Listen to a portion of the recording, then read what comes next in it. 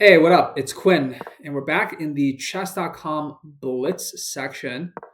We're playing against Dr. Forkenstein, so we got to watch out for this guy's knights because he's dropping forks everywhere on the board. Um, he's going to play his bishop out to b4. I was going to make a joke about spoons, but I couldn't quite get it to make sense in my head, so I decided to holster that. Always a good idea to holster your jokes if they don't make sense, even in your own head, because once it gets into the other person's head, it will make even less sense. So here in this position, there's a lot of tension in the center. I'm going to actually maintain that tension for once. I usually like to resolve that tension very quickly. But in this position, I'm going to maintain the tension, and he's going to opt to give me a isolated D pawn. It's currently undefended there. So I got to defend this D pawn because if he takes here, he can actually take here with the queen. Not sure if he saw that. And he's going to put his queen on A5 here to challenge my knight. So I guess I have to play rook A to C1, but then he can take on A2. Nevertheless, I think that is the way that we're going to have to go about this, because otherwise knight takes, pawn takes here, and that would be a disaster. So he does opt for that. And actually now I see that, yes, my queen is defending A2. So there was nothing to be worried about at all. Everything is going fine, and he can maybe play bishop to A3, hit my queen and be annoying, and my rook rather. And I'll just play my rook to B1 and eye up this pawn. He might just decide to develop his bishop to that square. Takes on C4. I guess I'll just take back. Not going to think about that move for too long. And now I have hanging pawns on C3 and D4. So he could have given me an isolated pawn. He decided to take on C3 and relinquish that possibility. But hanging pawns are kind of the next best thing for him. They will be a long-term weakness because these two pawns can't be defended by other pawns. He can just line up rooks here and create an attack. So here he's going to play queen to there. We'll just play bishop to D3. Hit the h7 pawn. He blunders that immediately, so we'll take that with a check. And then let's bring our bishop back to e4 and create some pressure along this diagonal. If I was like, put me in the asylum insane, I could go for h4, h5. And he's going to try to get me to blunder the same thing that I just blundered. That's hilarious. Let's play g3. I could have castled right into that as well. I was going to say I'd play h4, h5 and just launch an attack against his king while keeping my king in the center. And he's going to blunder his rook on a8. I'm going to check this again to see if there's no tricks. I don't see any tricks. I think that's just a straight up blunder. Full rook. And he's going to put his bishop on a6 and try to win my bishop with his rook back. All we have to do is pull back to... we can even pull back to g2, actually, and then I'll play c4. Okay, he's going to put his bishop on a square. We can trade the bishops. I'll just oblige that. And he wants to play on. Okay, I think that's fine. He is playing very quickly. I would recommend that he play a little bit slower to gather his thoughts. But now I'm looking at his king side, seeing if maybe I can get an attack going, or maybe just roll these pawns and break through where I have a concentration of material already. Let's see if we can get c5 or d5 in, and then just get my rooks on these two files and drive an attack home. Maybe d5 looks more likely, but my queen is currently undefended. Let's just get the rook. Let's just get the rooks on c1 and d1 first, and then we'll kind of go from there. He's gonna hit me with a check. I can just pull my king back, or I could play f3.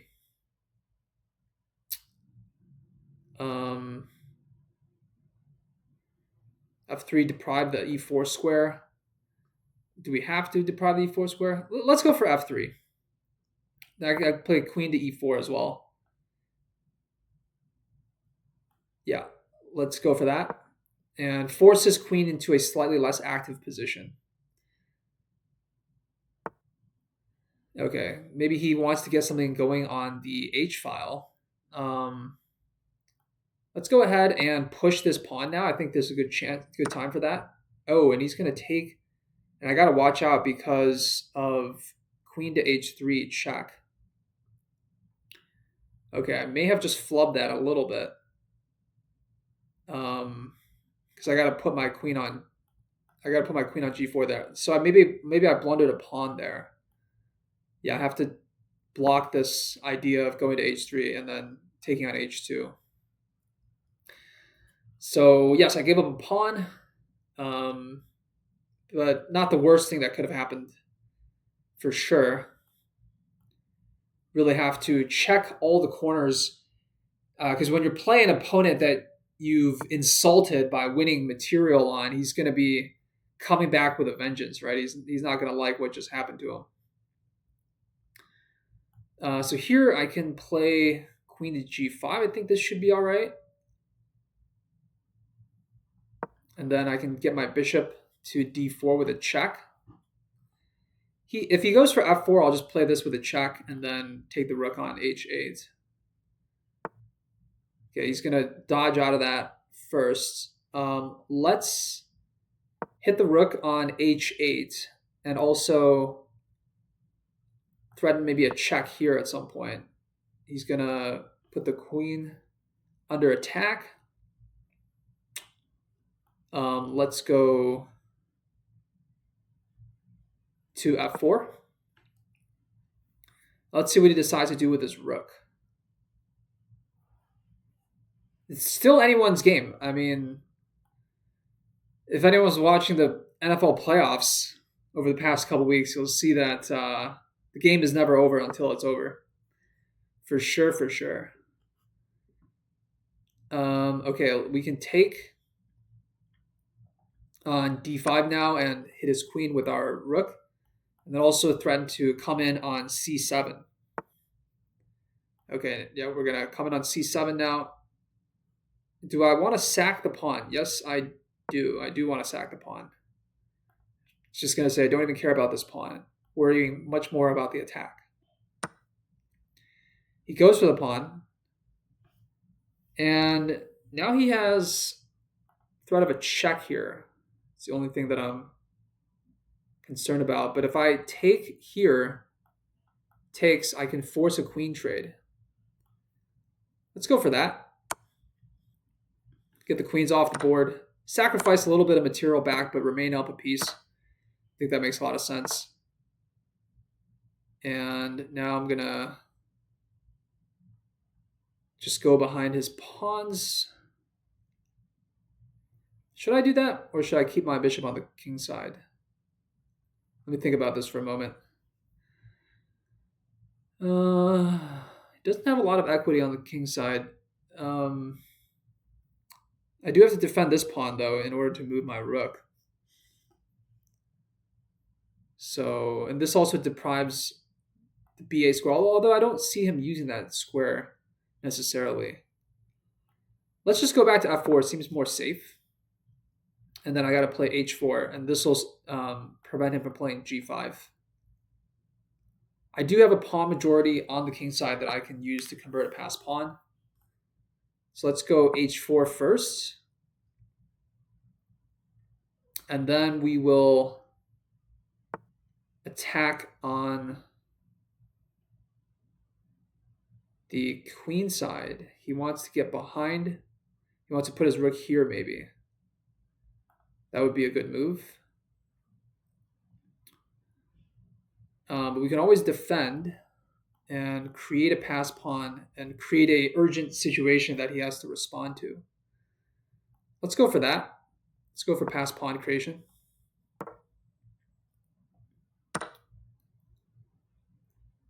Make him have to respect our ideas.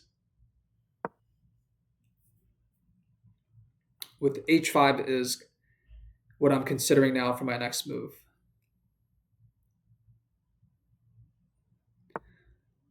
He's going to hit my bishop. And I'm just going to... Well, actually, I don't have to do anything against that, actually. I can just... Hold on. Play this to this, and he can take here. So I don't want to allow that.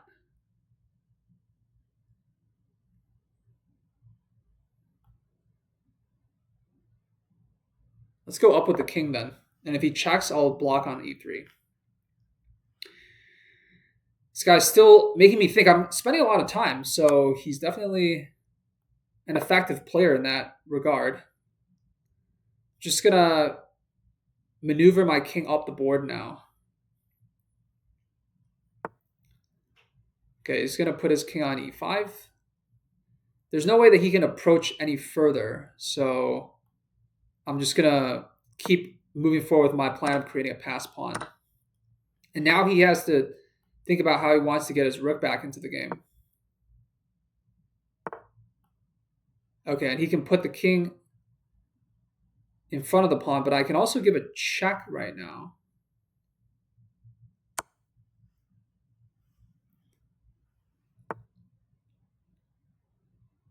Okay, he's going to put his king right there. And I can give a check.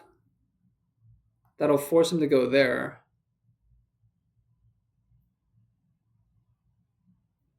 But there's no mate or anything like that yet.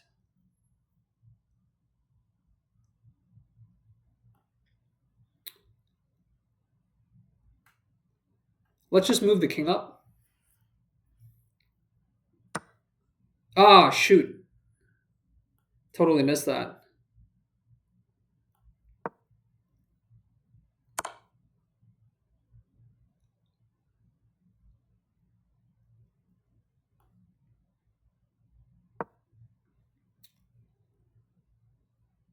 Okay, now I got to think a little bit harder to secure the win.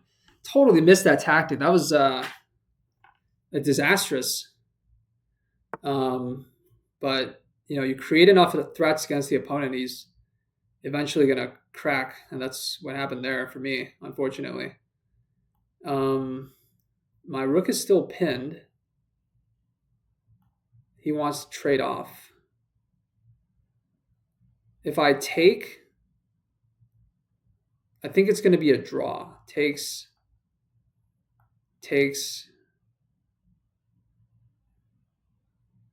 Here.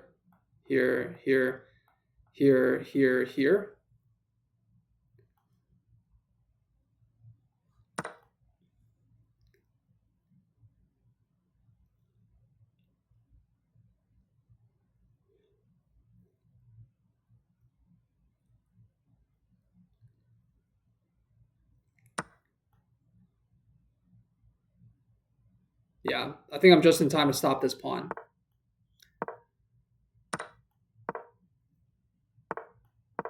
So unless he seriously misplays this, this should be a draw.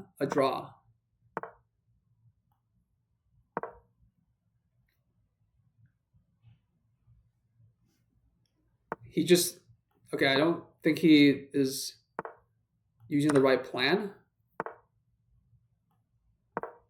Okay, definitely not using the right plan. Okay, and he just misplayed that. Wow. His idea should have been to.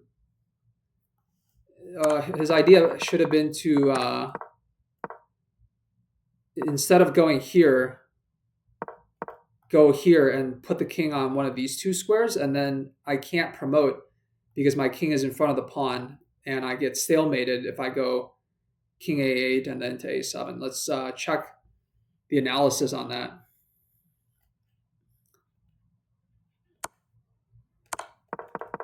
So let's see at which point he still had a chance to draw. So yeah, right here, instead of going king to b5, put the king on c6. And this is a complete draw because all he has to do is king c7 and just play back and forth. My king is now never going to be able to escape from the a file. and I just get stalemated in a couple of moves. Once I go here, king c7, the game is over. So let's go back a little bit further. So yeah, here, yeah, it's a complete draw once he takes the bishop. So here, yeah, rook g7 is the best move. Let's see what the winning plan was. Rook g7, king h8, rook b7 it likes. And I'm just giving up this pawn. Let's see if he takes here. Bishop d4 check, king g8, h7 check, king f8, h8 equals queen, checkmate. Okay. So that was the winning idea there with rook g7. I just don't have to worry about this a2 pawn. So wish I would have seen it in the game, but nevertheless was able to come away with a victory. And here I think this was all pretty good, getting the pieces traded off. I was my heart rate did rise temporarily after this move because he was threatening to come into h3 with a check. But I did play the engine top move here by getting the queen to g4, so that was fortunate that I was able to see that tactic. And I don't think there's not much to speak about for the rest of the game. I was able to take advantage of that blunder, and I set up my bishop here, and I just lured him into a trap. So decent play by both sides. He definitely put up a fight there, and I enjoyed playing that game. Going back to school tomorrow, starting with my master's program. So I'm going to be taking 12 credits, which is kind of a heavy course load for graduate level studies. So I don't know how much time I'm going to have for chess. I'll try to make at least a video a week here and there. I am working on improving my public speaking skills. There's a lot that I get out of making these videos, so I still have the motivation to come on here and crush it for you guys. And I'll still be playing at the UTD, University of Texas at Dallas Chess Club, to make friends and socialize. So if I have any games to go over from those casual play settings, I'll come on here and share them with you guys. But other than that, yeah, I wish anyone who's starting school tomorrow after Martin Luther King Day the best of luck in this upcoming semester. And I'll check in with you guys hopefully sometime this week.